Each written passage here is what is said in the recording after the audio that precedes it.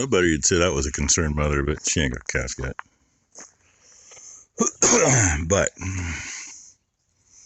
think it was that one.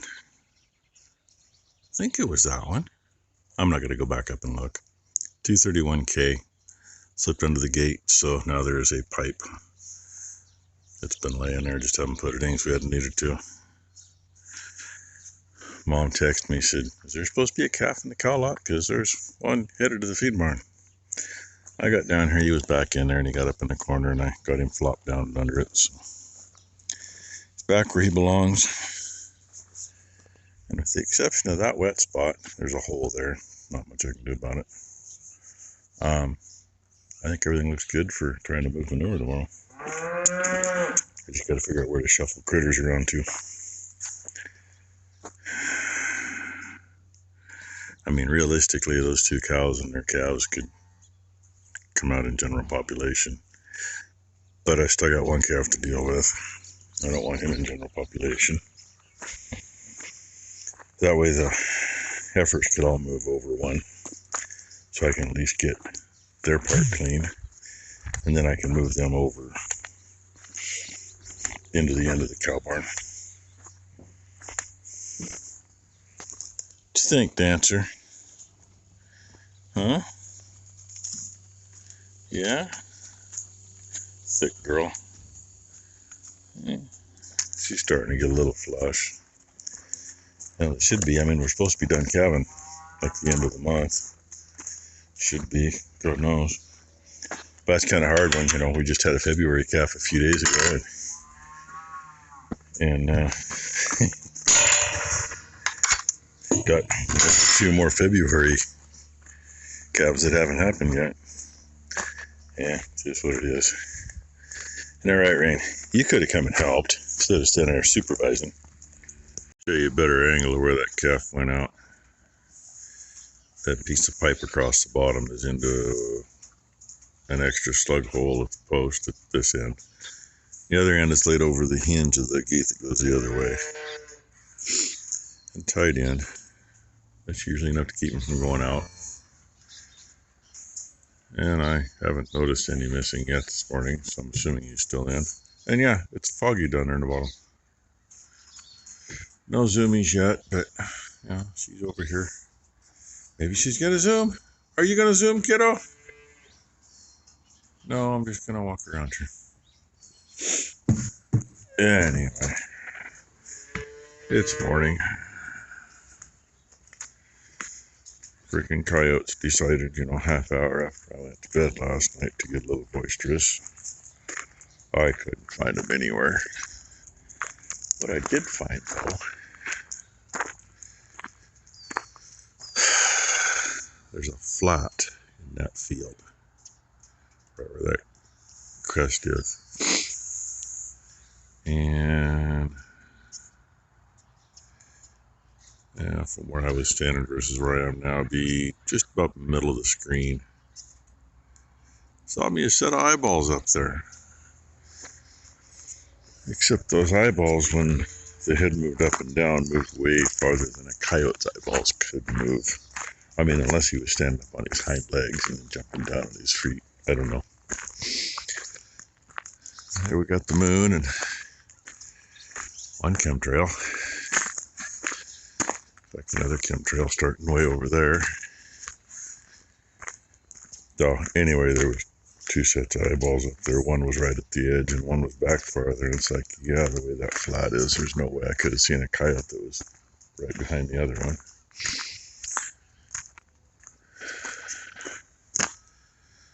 And there's our lone doe. If we go straight up, see if we can see it. Yeah. I'm not sure what flavor that one is. Looks a little dark to be a hawk. Could be a young eagle. Could be something else. Well, anyway, I'm still not seeing any new calves yet. I'm dragging my butt. I wanted to be started on other things by now, but I also didn't expect to spend almost 2 hours out here last night. And only hours this morning. And I also didn't expect to wake up with I look like I'm in rut this morning, except it ain't doing me no good. In case you can notice. And it's warmer this morning than it's been, but it's also much damper out by the looks of it. Oh yeah, when I was spraying the other day, excuse me, dang, used to be some trees all along there, from about there all the way across, well, to in there. And when I was spraying that fence line the other day, about a third of them were gone. Over here. And when I was finished feeding last night, I noticed something and looked over with the mighty monocular that I keep on the one bike.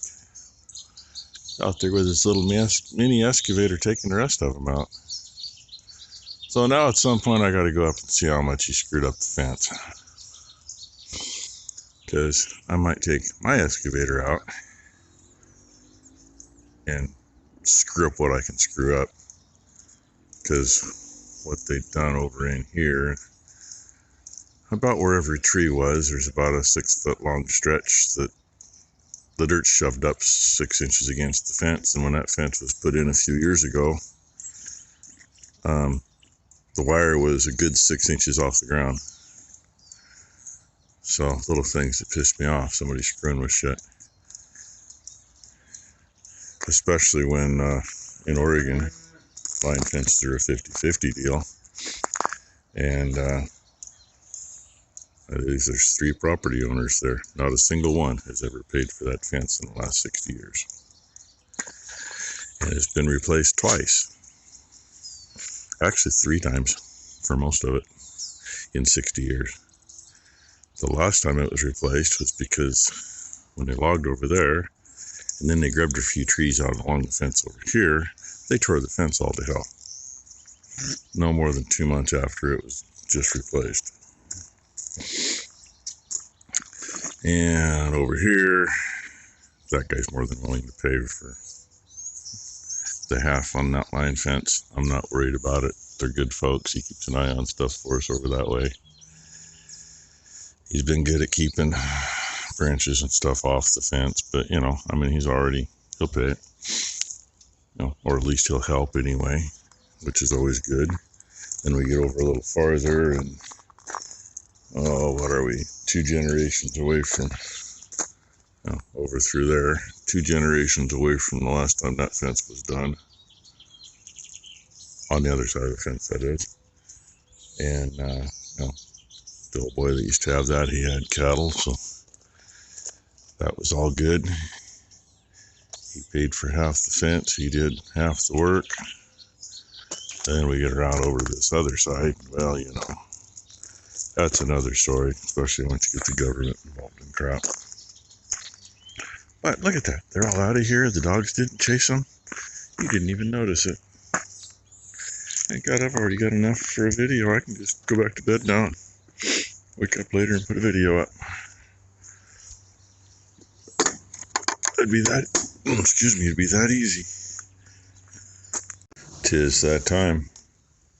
They think they need breakfast. What do you think, Hope? What do you think, Hope? Yeah, that's my hand. Oh, you're up here close too, 6'11". Yes, you've been coming up close lately. They were up here listening to Piper Doug with me this morning. I've been standing here a few minutes. What we got? 241's there. Of course, the brat in her normal spot. 618 hiding back, but 611. She has been up here quite a bit lately. She's not real sure, but she's not like Hope. Try to eat my coat. Try to eat my hand. We got sneaking in the middle. I think it's 618 right here. Yes, it is. Good morning. No? Okay. Yeah, finished getting them fed. Ty come in a few minutes ago, so Blakely's here. Won't get much help out of Ty this morning. She's got a doctor's appointment. So, yay. Hopefully, right out there isn't too freaking bad, because I really don't want to have to go around through the yard with everything. If I do have to go through the yard with everything, I'll definitely be putting the grapple back on the bucket. Look who I found. You've been drinking there, kid? You got your binky in. Crosswise. Oh, that looks better. You want up already? Well, I can't pick you up and hold the phone at the same time, so I guess everybody's going to have to go. Yeah, plans don't always work out. I'm not going to get through there.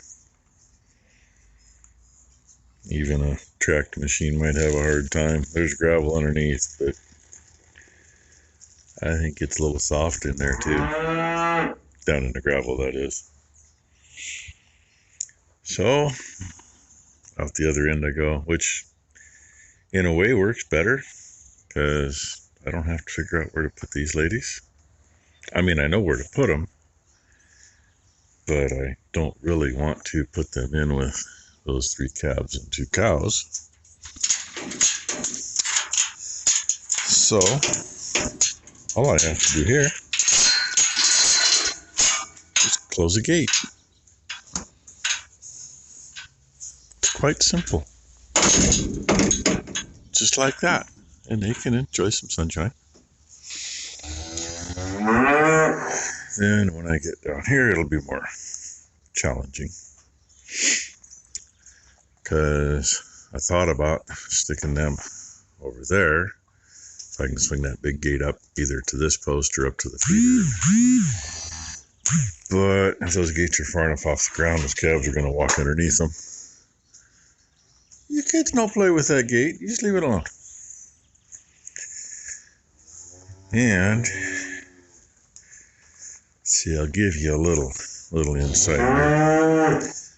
Top of the cab on the skid steer is 7'1". If I rub the tires against there, it's really close to whether I fit through or not under here.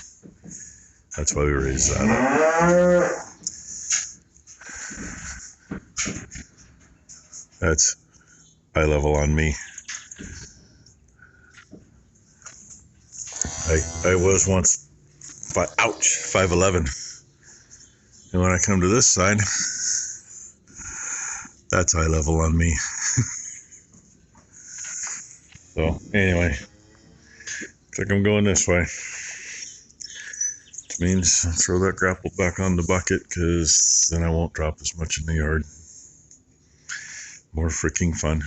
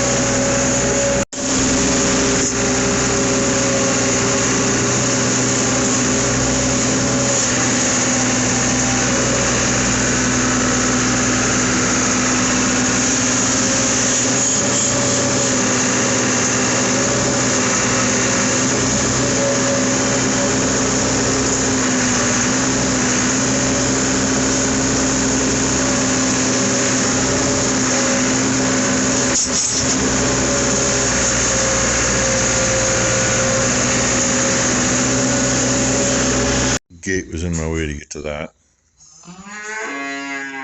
And I can't get any closer down here. And it's almost lunchtime. This is 2.5 hours worth. Usually, to do all that and all this is a minimum of 6 hours. So I think having a grapple on makes a big difference. I mean, even if I had 2 spreaders running and we were hauling it out, the time I wait between spreaders and it all takes time. So I might be able to get in tighter there because the grapple's about 4 inches, 6 inches in from the edge of the bucket. I can't get much more there till we open the gates. Yes, Mama. And since they've been locked out long enough, I'm going to let them in so they can get some water. And they can clean up what's left of their hay. Tylen's going to have a little handwork to do. She's always been spoiled because I can get all but, in this whole section of barn, half of a bucket full is what I usually can't get, if that. That's what's nice about the skid steer. And with the old 175 and the manure forks on it, it used to be a lot of handwork. I see they're all wondering what to do here. And yes, it's slick. It's like, oh, what the hell? And then I'm going to walk in behind them and they're going to spaz. We go from there. I was thinking I could take the grapple off to do cleanup in here, but the problem with that is I want to use the bucket and the grapple to bring straw in, because I don't think it'll make as big of a mess. That was one of the things I had just thought about before, but it's such a pain in the ass putting the grapple on and off. And I found out something today. We don't buy grade 2 bolts. Sometimes they appear, but we don't buy them.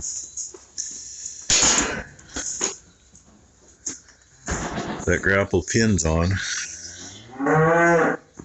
pin on each side there. I gotta grab my coat yet. And 6 bolts across the back.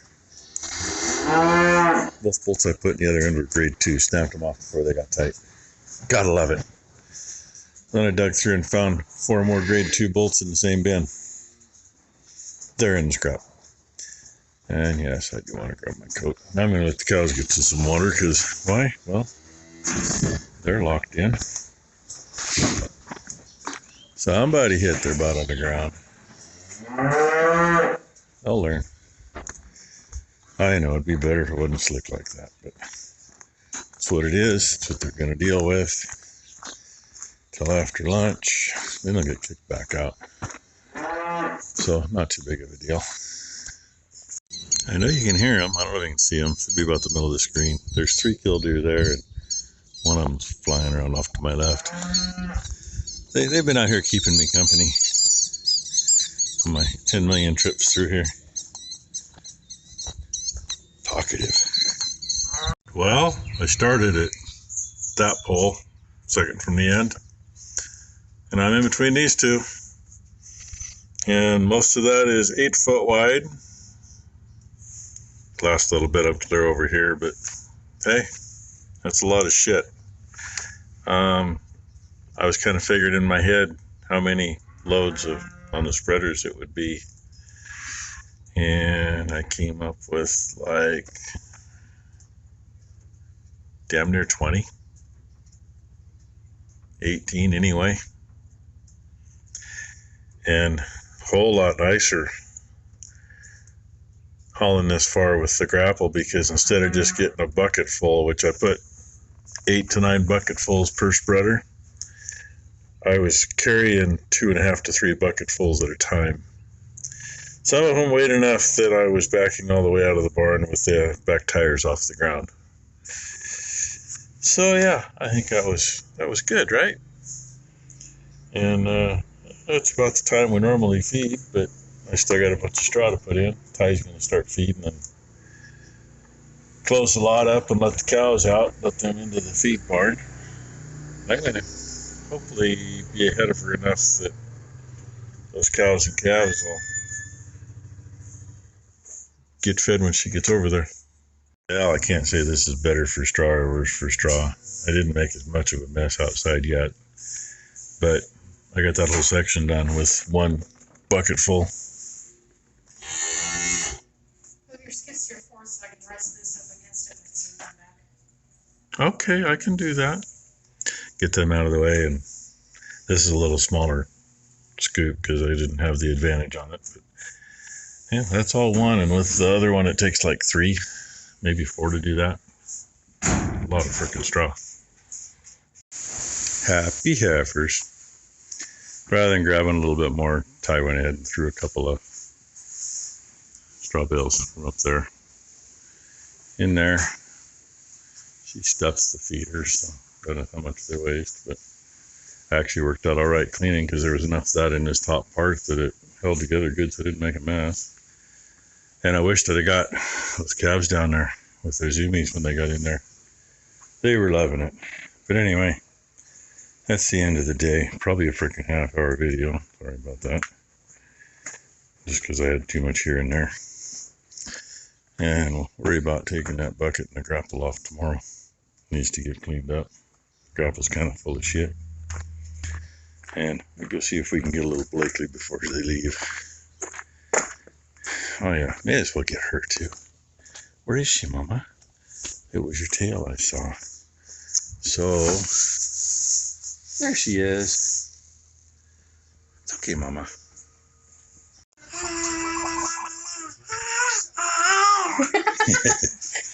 Somebody had a bath. She's all clean. Oh yeah, outfit by TT. Because TT bought it because we had no sleeveless. It's a cute outfit. And she wants Grandpa. Oh. There we go. No. Yeah, I mean no. Are you TT's baby? Yeah. Okay, fine. We'll turn around so you look at the camera. Are you TT's baby? Silly butt. Are you Grandpa's? Hey, what do you tell everybody?